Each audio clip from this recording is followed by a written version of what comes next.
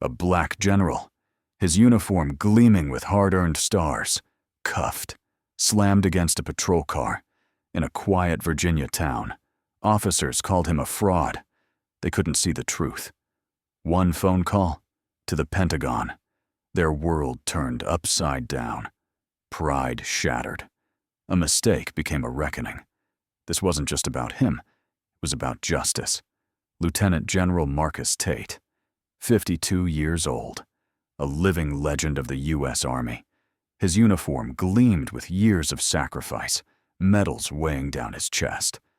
But that night, in a quiet town off I-95, he wasn't seen as a hero. Just a black man in a diner parking lot. 2 officers saw him and decided he was a lie. They didn't see the soldier. They saw their own fear. A moment. That shattered their world, and his. Their mistake sparked a firestorm, a lesson they wouldn't forget.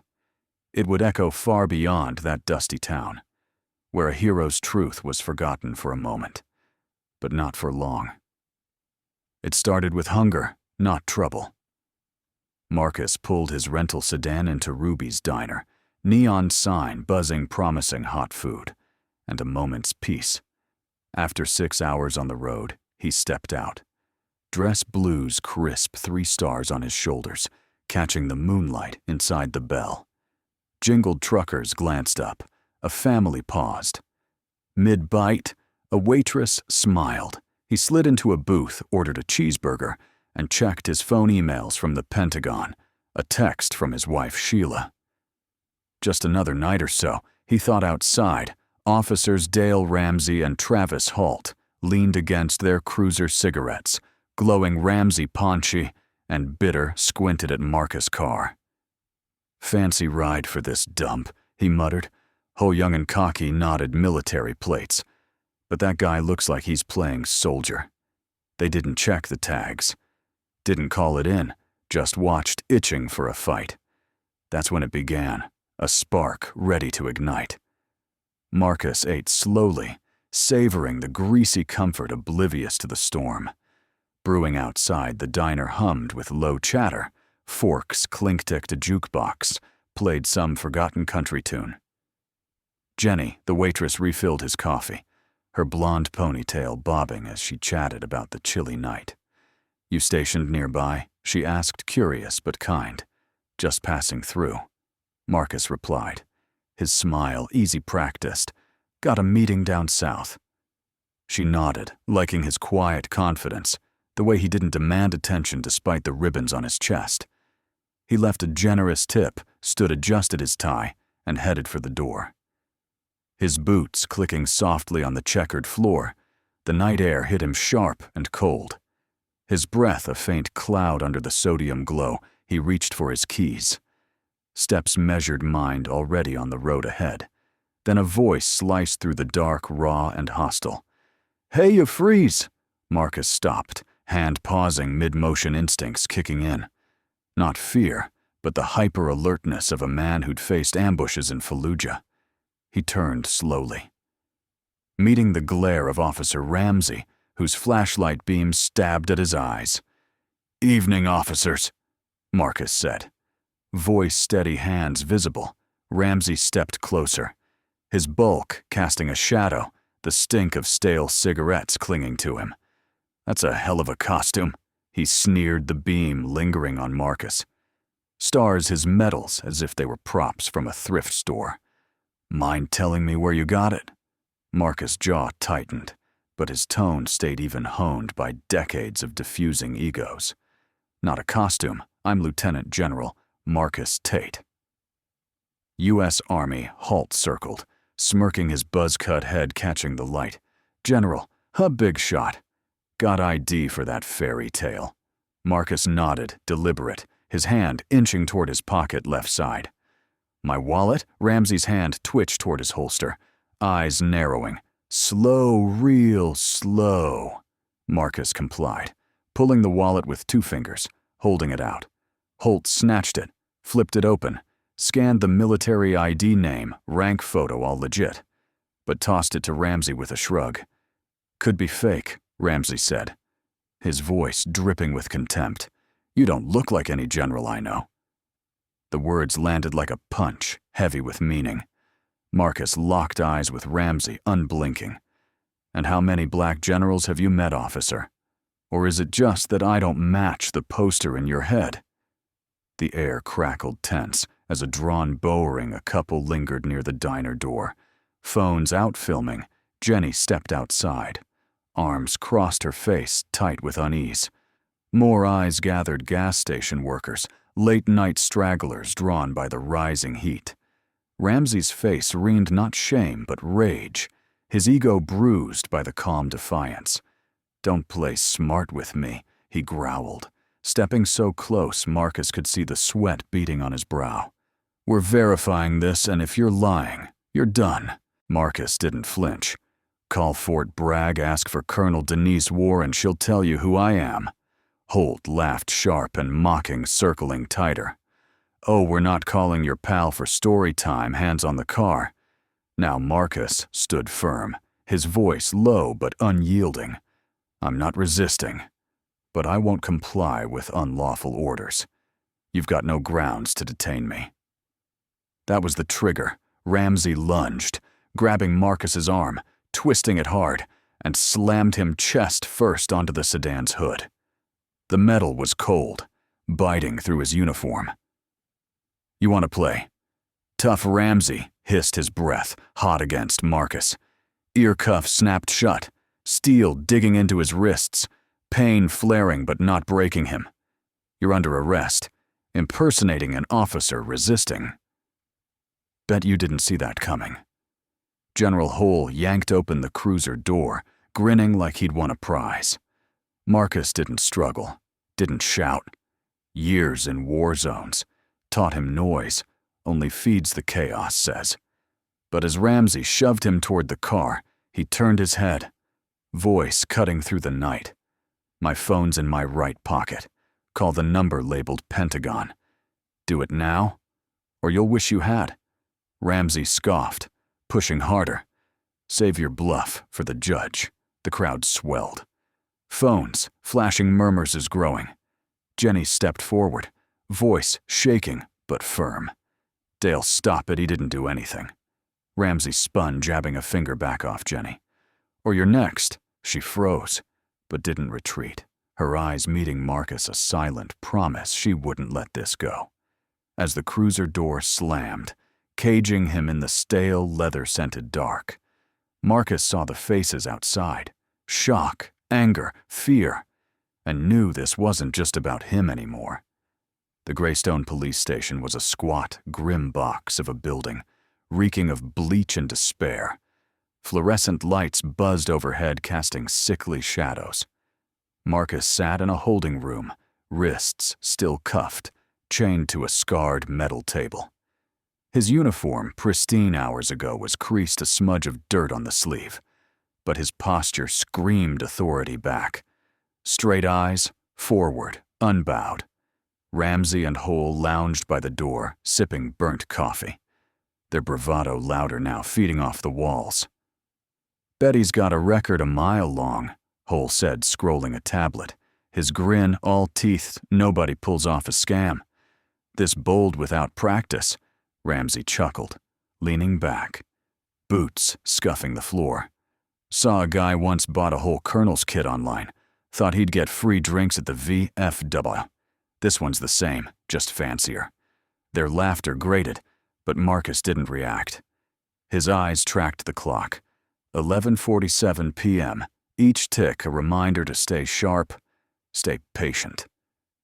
He had been here before, not in cuffs, but in moments where he had to prove his worth. At 23, a base guard joked he looked like a recruit, playing officer at 38. A Pentagon staffer double-CH checked his clearance like he'd snuck in each time he let truth cut deeper than anger. Tonight would be no different. The door creaked open, hinges screaming neglect. Chief Ed Callahan shuffled in gray mustache, drooping eyes bloodshot from too many late shifts. He held Marcus' wallet, thumbing the ID with a frown. "This says you're a 3-star general," he said. voice grally skeptical. That true, or are we wasting everybody's time? Marcus met his gaze, unflinching. Lieutenant General Marcus Tate, Joint Special Operations Command. It's true, and your officers would have known that if they'd done their job instead of playing vigilante. Callahan's brow furrowed, glancing at Ramsey, who shrugged, unfazed. He was mouthy chief, didn't cooperate. Something's off. Nobody drives a rental looking like that. Marcus leaned forward, cuffs clinking his voice. A blade, not cooperating. I offered my ID, suggested a call to verify, stayed calm, while your men insulted me and cuffed me like a thief. The only thing off here is their judgment, and it's costing you more every second you let this drag on. Callahan shifted, uneasy, caught between his men and the weight of Marcus's words. He rubbed his neck, studying the ID again, then sighed. Fine one call. But if this is a stunt, you're not walking out tonight. He slid a battered desk phone across its coiled cord, a tangled mess. Marcus didn't move yet, his eyes flicking to Ramsey, then halt their smirks fading under his stare. Put it on speaker, he said, voice cold as iron. You'll all want to hear this. He dialed each beep, deliberate a countdown. To reckoning, the line clicked a crisp voice, answering, Office of the Deputy Secretary. Marcus spoke, clear commanding. This is General Tate. I need Secretary Hargrove, priority 1. A pause, then urgency. Yes, sir. Connecting. Ramsey snorted, but it died in his throat as the speaker crackled, and Elaine Hargrove's voice, sharp, unyielding pure authority, filled the room like a thunderclap. Marcus, where the hell are you? Oh, and what's going on? No pleasantries, just steel. Marcus answered, calm but precise. Every word, a nail in a coffin, Greystone, Virginia local PD arrested for impersonation and resisting. Cuffed, detained. No due process. I need this resolved. Mom now silence, brief but heavy. Then Harrowing unleashed her voice, a controlled explosion. Chief, who am I speaking to? Callahan swallowed hard. Sweat glistening at Callahan, ma'am. Harrowing didn't pause. Listen close. Callahan, you've got a decorated general in your custody, a man whose brief presidents led missions. You'll never read about saved lives. You can't count you arrested him. Why? Because he's black, because your officers can't read an ID release him this second. Or I'm sending MPs from Bragg and your governors getting a call by midnight. Am I crystal clear? The room froze. Callahan's mouth open. No sound. Ramsey stared at the floor, coffee cup trembling in his grip. Hole backed against the wall, eyes wide like a kid caught breaking something priceless. Callahan nodded, frantic, waving at Hole. Get those cuffs off. Hole fumbled keys clattering to the floor, cursing under his breath. As he freed Marcus, the cuffs fell clanging against the table. Marcus stood slow, deliberate, rubbing his wrists, his gaze sweeping the room. Ramsey Holohan all shrinking under it. Callahan stammered, handing back the wallet. General, we're sorry. This was a mistake, a bad one. Marcus took the wallet, his voice low, lethal. A mistake is forgetting a name. This was a choice.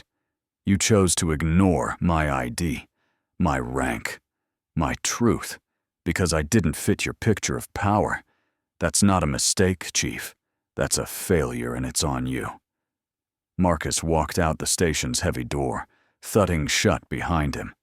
The night was still stars sharp, but his chest burned. Not with rage, but with the weight of repetition. He climbed into his car. The engines hum a small comfort and drove south, mind replaying every moment. Ramsey's sneer, Holt's laugh. Jenny's courage, his phone buzzed. Warren, Sheila, old squad mates. But he let it wait. He wasn't ready to talk. Not yet by dawn. Greystone was ablaze. The parking lot clip. Ramsey's rough hands. Holt's taunts. Marcus' calm defiance spread like wildfire across X-TikTok. Instagram hashtags #General Tate and Justice for Marcus climbing millions of views. Ruby's diner overflowed. Not with diners, but with locals, reporters, strangers drawn to the story. Jenny stood behind the counter, fierce, recounting it to anyone who'd listen. I told Dale he was wrong, she said, eyes blazing. That man was a gentleman, a soldier, and they treated him like dirt because of his skin. The story hit CNN by noon, Mass, NBC by night, even conservative outlets picking it up, spinning their own angles, but unable to bury the core. A black general, a war hero humiliated for existing Greystone streets, buzzed with tension, protests outside the station signs, reading, "See us, don't cuff us." Countered by a few stubborn locals muttering about law and order, Ramsey stayed home. Blinds drawn, Holt's old posts. Surfaced rants about thugs and entitlements, fueling the outrage. The Pentagon didn't blink. Hargrove called Virginia's AG, demanding a full audit of Greystone PD. The DoD's Inspector General launched a probe into police encounters with black service members. Reports stacking up from bases nationwide. Marcus didn't ask for the spotlight. He never did, but he didn't shy from it either. Sometimes, he told a young major once, "You don't fight for yourself. You fight for the next one coming up." Ramsey and Holt's world crumbled, suspended within days. Their records were dissected. Complaints of profiling excessive force ignored for years. The body cam leak was the final blow. Ramsey's voice, venomous calling. Marcus a wannabe in a costume. Holt's laugh, but chilling in its glee. Protests grew, spilling into Richmond. DC people chanting Marcus's name, holding his photo. Dress blues, stern gaze, a symbol bigger than one night. Marcus reached Fort Bragg, greeted by Colonel Warren. Fierce hug. "You good, sir?" she asked, searching his face. He nodded, half smiled. "Takes more than a bad cop to break me." The briefing went smoothly. Drone specs, funding battles. But the room felt different. Eyes lingering on him, respect tinged with awe. Afterward, a young black lieutenant approached, voice low. "How do you keep going, sir, after that?" Marcus paused, seeing himself at that age. Raw, determined. "You don't just go on," he said. "You carve your place. Make them see you, not their fears. Every step's a lesson for you. For them." Greystone couldn't hide. Chief Callahan called a town hall. The high school gym. Packed air thick with anger and hope. Jenny live-streamed her phone steady, now capturing Callahan's faltering voice. "We failed, General Tate. Failed this town. I'm stepping down. New leadership's coming." Boos, mixed with cheers. Questions flying. "What about Ramsey, who pays for this?" A pastor, Rose's voice. Steady, cutting through. "This isn't about one man quitting. It's about seeing each other. Soldier, neighbor, human. If we don't start now, we never will." Marcus heard about it later from Jenny, who called weeks after, her voice bright with pride. "They're retraining every cop." "Sir, Ramsey's gone. Holt's stuck pushing papers. People here. They're talking." "Really talking." Marcus smiled, picturing her at Ruby's, still pouring coffee. Still fighting. "You did good." "Jenny, more than you know." He didn't return. To Greystone didn't need to. The story wasn't his alone anymore. It belonged to every soul who had been misjudged, dismissed, dehumanized at Bragg. He mentored a black captain, her eyes fierce but nervous. "They'll test Mount Me," she said. Marcus nodded. "Let them. You're not just passing through. You're building the road. Stand tall. They'll learn in months." Passed, but Greystone's scars pulsed. Ramsey faded into obscurity, shunned even by old buddies. Ho left town his name. Poison a new chief, a woman from Philly with a no-nonsense rep. Rewrote the PD's playbook. Bias training accountability. Community boards. Schools taught kids about men like Marcus. Churches held talks on healing. He didn't track every change, but he felt them ripples from one night spreading wide. One evening, Sheila showed him a viral post. Him at Ruby's, smiling, captioned, "Heroes don't bend." He shook his head, but she held his hand tight. "They see you, Marcus. Let them," he thought of his father, a Vietnam vet who'd faced spit and slurs, yet told him, "Hold your fire, son. It burns brighter that way." Marcus had always wood. The cuffs, the sneers, the cold hood. They lingered scars, not wounds, but so did Jenny's voice, Hargrove's fury, Sheila's grip, and a million strangers who saw him really saw him. Greystone was one battle in a long war, but he'd won it. Not with fists, but with truth. Here's the truth. If you've ever felt small, like the world was trying to break you, remember this. You are unshakable. You belong. Walk with the weight of the earth beneath your feet, and live as if your light could never be dimmed. If this story touched you, if it made you burn with anger or pride, then share it. Speak it. Let the world hear it. Because these stories, the ones of the unbroken, the ones who rise despite the world trying to bury them, they must be told. We must keep showing the world the strength it refuses to see. The fight, the truth, the light. They live on. So let's make them see. Let's make them never forget. This story, and the ones like it, are the ones that change the world. And they'll echo long after the last word is said.